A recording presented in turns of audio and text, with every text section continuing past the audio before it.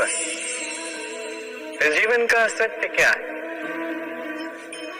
जन्म, जहां से जीवन का आरंभ होता है, या अंत? मृत्यु, जहां पे इसका अंत होता है। जीवन का सत्य ये नहीं है, सब कुछ ये नहीं है। इससे देखा जाए तो कोई अंतर नहीं पड़ता कि आपका जन्म कहाँ हुआ था, कैसे हुआ था। इससे भी कोई अंतर नहीं पड़ेगा कि आपकी मृत्यु कब होगी, कहाँ होगी। अंतर इससे पड़ता है, महत्वपूर्ण ये है कि जो भी आपने जीवन जिया, किस उद्देश्य से जिया, किस मंतव्य से जिया। अब यदि आप कुछ ऐसा कर जाते हैं जिससे समस्त संसार आपसे जीवन जीने की प्रेरणा लेता है, मृत्यु के पश्चात भी आपके कर्मों को देखकर, उन्हें स्मरण करके जीवन जीना सीखता है, तो इसका तात्पर्य यह है कि आप अपने कर्मों से, अपने चयनों से अमर हो चुके। देखिए, जीवन की चिंता व्यर्थ है, मृत्यु का भय व्यर्थ है, क्योंकि आत्मा कभी नहीं मरती। इसका कोई अंत नहीं कर पाता, न काल, न मृत्यु, ना ही समय। यदि कुछ ऐसा है जो आपकी आत्मा का अंत कर सकता है, तो वो आपके ही दुष्कर्म है। तो ये जो जीवन काल आपके पास है, इसमें केवल शुभ कर्म कीजिए, चिंता त्याग दीजिए। ऐसे कर्म कीजिए जिसे देख के संसार उचित मार्ग पर आ जाए, शुभ कर्म करने लगे। यदि आपकी मृत्यु के पश्चात भी संसार आपको स्मरण करके सीखेगा, उचित राह पर आएगा, प्रेरणा पाएगा, तो आप ही अमर हो जाओगे। महादेव, वो देव जो महान है, जो देवों के भी देव कहलाते हैं, जो मेरे आराध्य है। कभी आपने ये प्रश्न पूछा कि शिव ही महादेव क्यों कहलाते हैं, कोई और देवता क्यों नहीं कहलाया जाता? वो इसलिए क्योंकि महादेव में, शिव में एक ऐसा विशेष गुण है जो अन्य किसी में नहीं। निस्वार्थ होकर लोक की सेवा करना।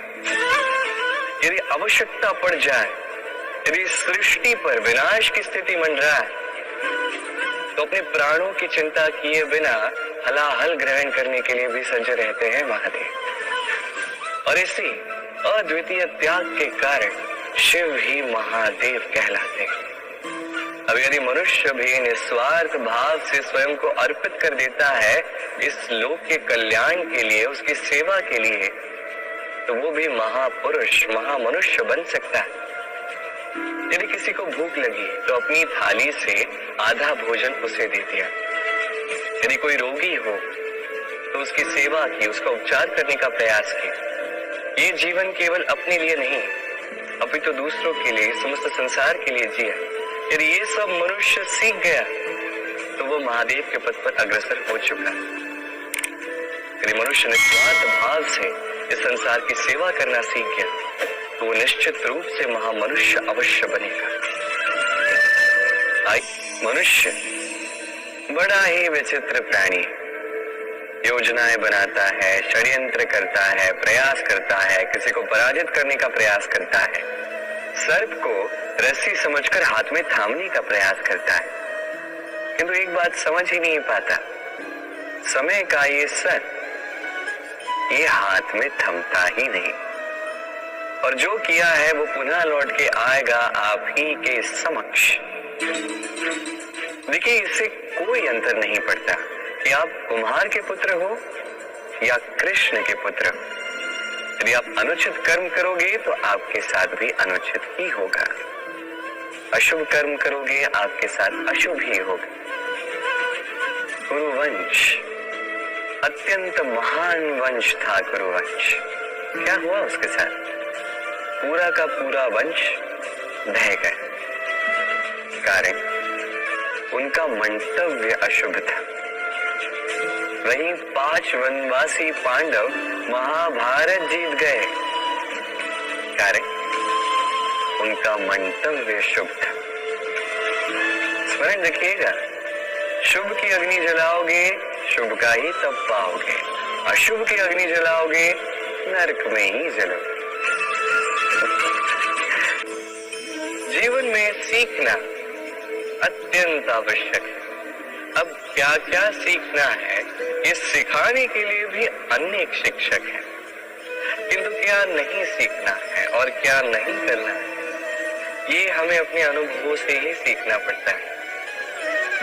अब इसका अर्थ ये नहीं, यदि आपको सीखना है कि अग्नि का ताप क्या है, तो आपको अग्नि में ही हाथ डालना हो, नहीं, किसी और के अनुभव से भी सीख सकते हैं।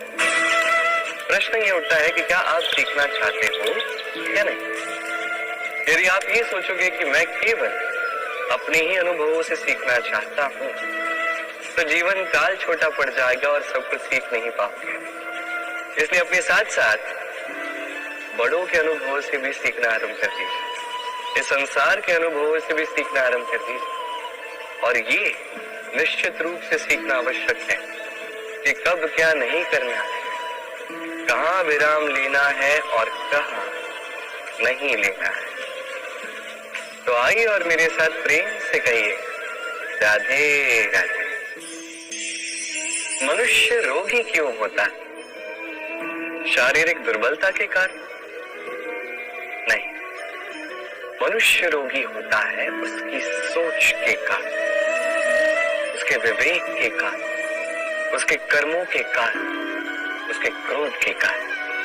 और जब कोई ठीक होता है, स्वस्थ होता है, तो इसका तात्पर्य ये नहीं कि ये केवल औषधियों का कार्य है, नहीं, ये किसी के दिए हुए प्रेम का प्रभाव है, विश्वास का प्रभाव है, संबल का प्रभाव है।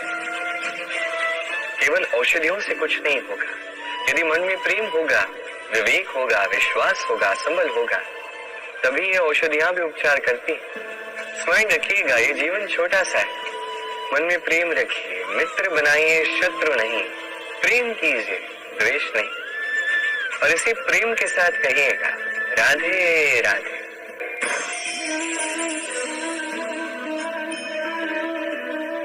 शांत सुखद निद्रा मनुष्य के जीवन का एक अत्यंत महत्वपूर्ण सुख और आवश्यकता भी है।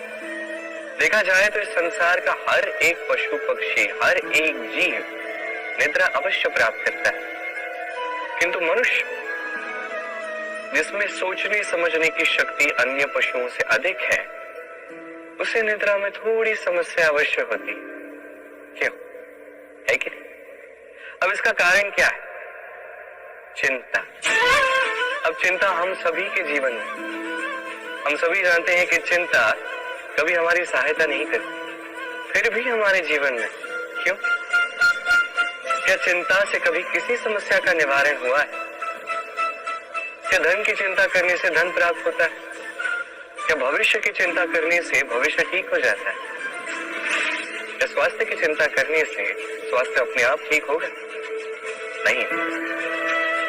तो इन सब से हमें एक छोटी शिक्षा अवश्य प्राप्त करनी चाहिए।